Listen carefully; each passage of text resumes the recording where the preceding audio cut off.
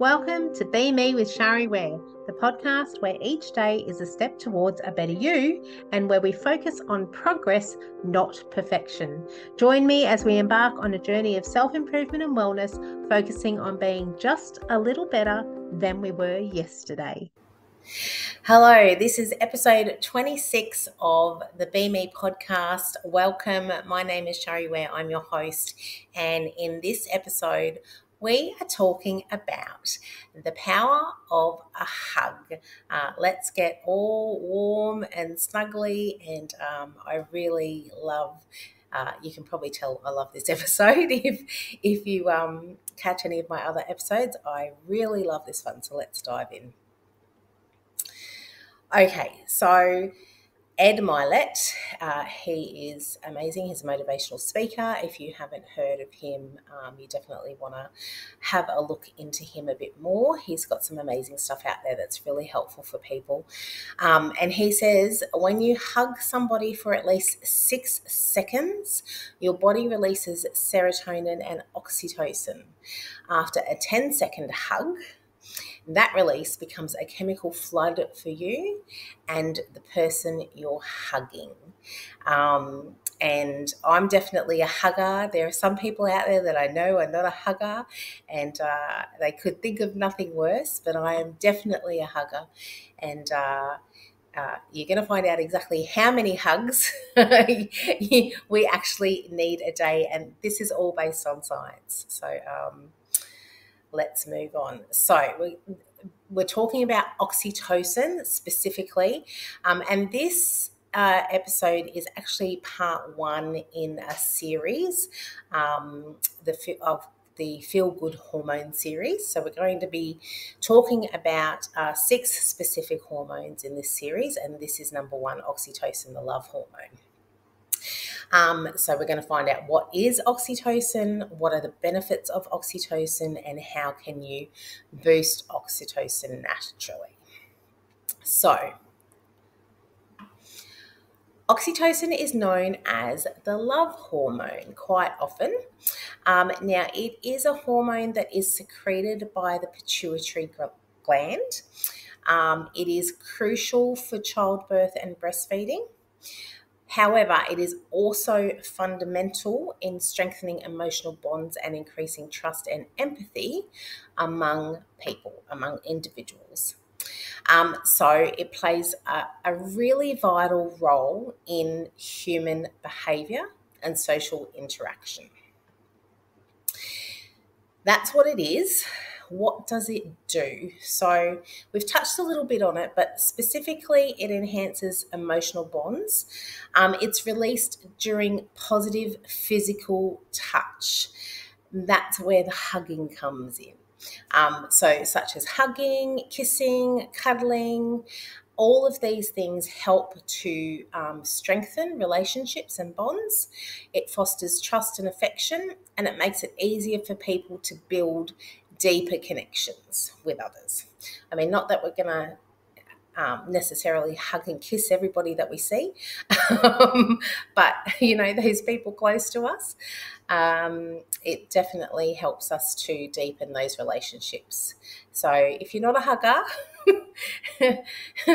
maybe you might want to think twice about, at least with those people close to you, getting a few more hugs.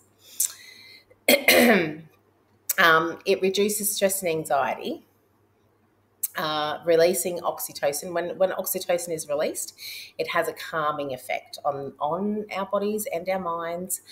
It reduces stress levels and it lowers anxiety. It helps to combat cortisol, which is a stress hormone. And because it when it's released, it has a calming effect. Obviously, it promotes feelings of calmness and security. Security being a very big thing for the human brain. It boosts social skills. It can enhance your social skills by improving people's ability to read others' emotions and therefore respond in an appropriate way.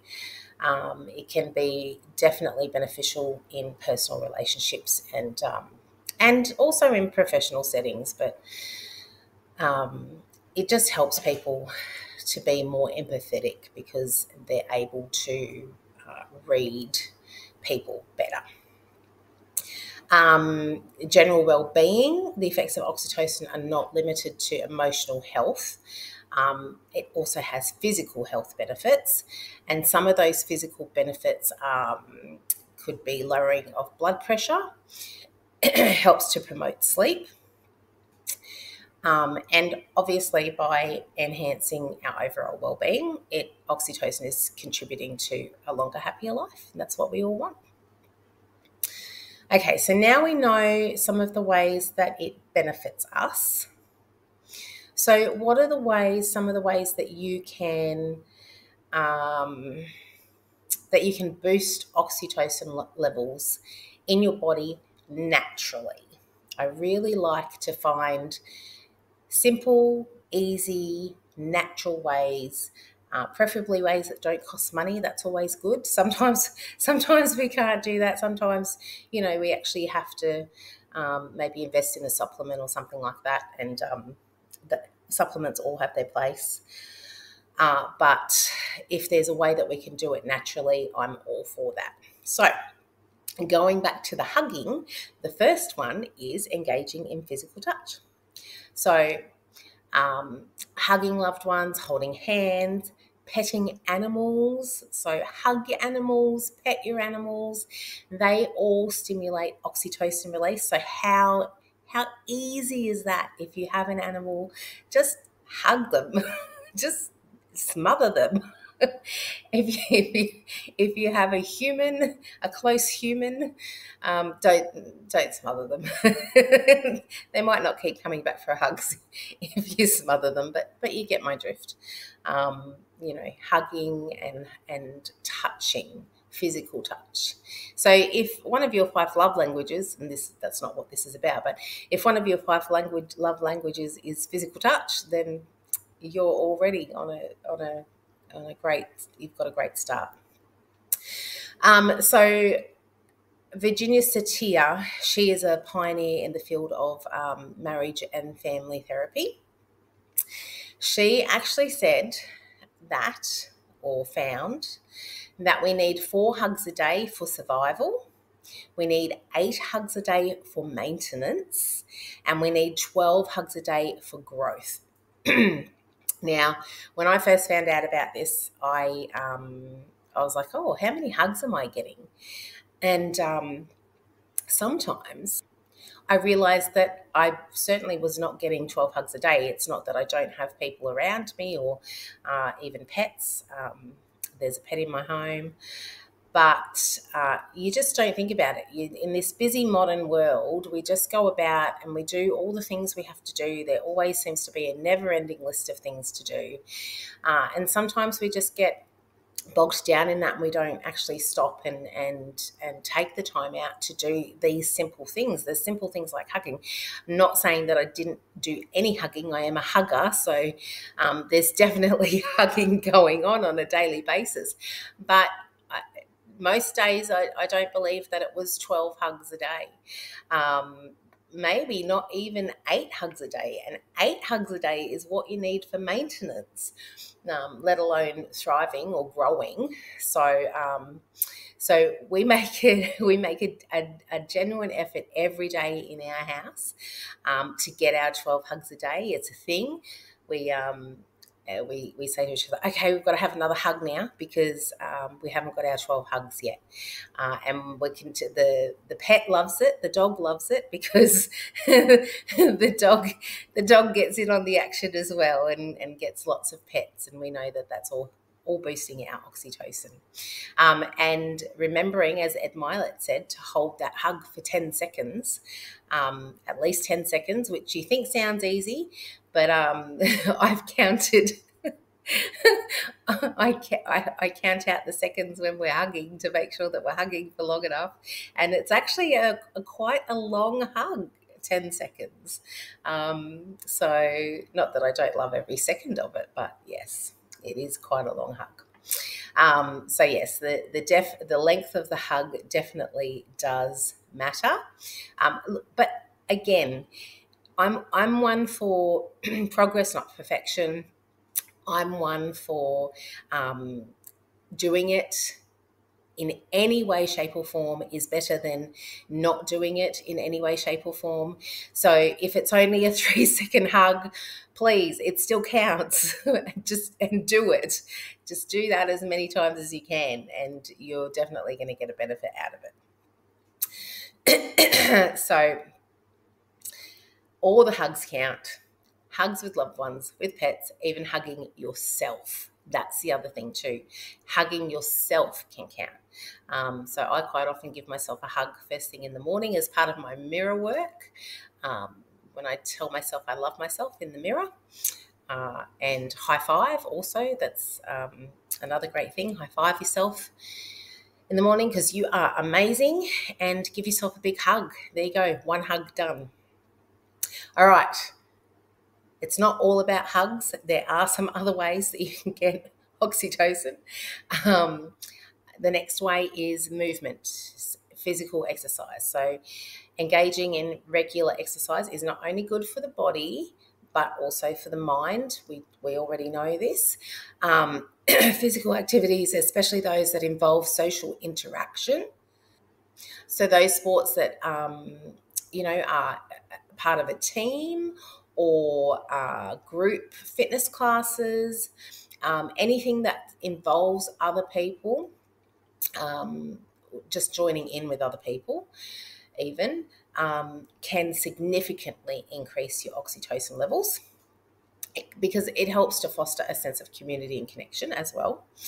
And while the actual execution of the exercise or the movement releases endorphins, this also further enhances your mood and social bonds. You don't have to do it in a group though, even solitary exercises. So even if you're just running on your own, I don't know why you'd want to do that, but there are some crazy people out there that love running. I don't understand, but that's okay. We're all different. Or yoga. Even if you're exercising on your own, moving on your own, going for a walk, doing it on your own solo, it can still lead to oxytocin release because it reduces your stress and improves your overall health as well. Okay, next is listening to music. Lots of people will love this one. Music has a profound impact on our emotions and can be a powerful tool to help you to release oxytocin and raise your oxytocin levels. So listening to music you love, again, if shared with others, it can just amplify it. It can enhance your feelings of connection and happiness, but it doesn't have to be shared. It will still be beneficial if you're doing it on your own. Singing along to your favourite songs, either on your own or with friends, attending a live concert, because especially when you're attending a concert, you've got lots of people you're sharing the experience with. They all boost the production of oxytocin, and they strengthen feelings of togetherness and well-being. So, it's a win-win-win all round. Now, this is one that I absolutely love, and when I was doing the research on oxytocin, I didn't know about this already. I found out about it as part of my research, and I love it. Practising kindness. So acts of kindness and compassion toward others can trigger oxytocin production. How awesome is that? It increases feelings of well-being and connectedness. Well, that's a no-brainer, but I didn't realise that it triggered oxytocin production. So, and the even more awesome thing, as if that wasn't amazing enough, is that it happens for the person performing the act of kindness, the person receiving the act of kindness, and also for anybody who is seeing or witnessing the act of kindness. So you could just be an innocent bystander, have nothing to do with what's going on. But if you see somebody performing an act of kindness for somebody else, you get the release of oxytocin as well. So it's a win-win-win. I love it. I love this episode. This is just right up in my alley, this whole subject. And I'm so glad that I can share it with other people. So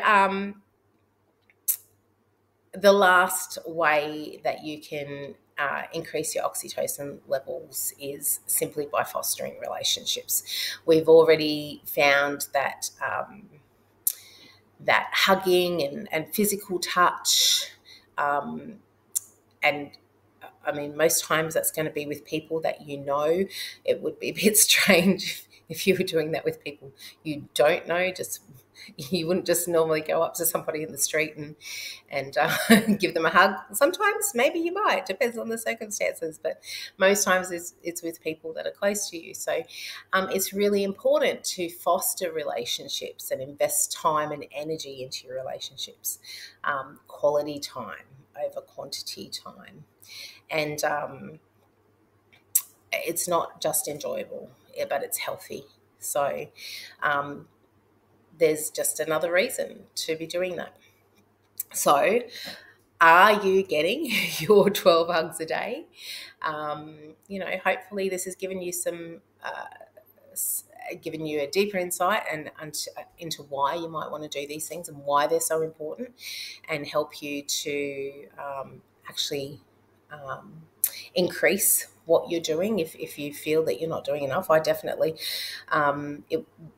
it wasn't until I was doing the research on this topic that I realised that I wasn't. I definitely wasn't. Even though I do have I feel like I've got plenty of love around me, I wasn't fostering those relationships and ensuring that I was getting the physical touch and listening to music and all of those things. Definitely practising kindness. I do I do believe that I do that. But that's also the kind of thing that just kind of happens naturally anyway. Most people, you just don't think about it. A situation comes up and you do it. So, right. So now that we've gone through all the things, I will, as usual, I will direct you to the corresponding Be Me Bites episode, Be Me Bites 24. Which is the power of a hug, how oxytocin enhances our lives and relationships. And again, as I said, it's Feel Good Hormone Series Part 1. I direct people to the written edition in Be Me Bites specifically because generally there's going to be something that's in that edition that I haven't put in the podcast because I don't script my podcasts. I just talk off the cuff.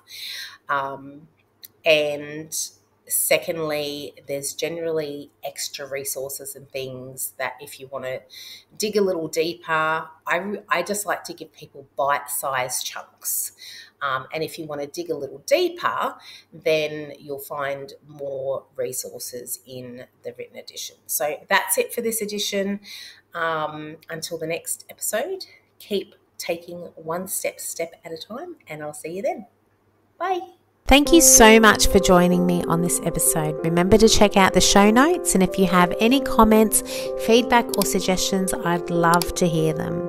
If you've received value from this podcast, make sure to subscribe, and I'd love you to rate and review the show. Have a fabulous day.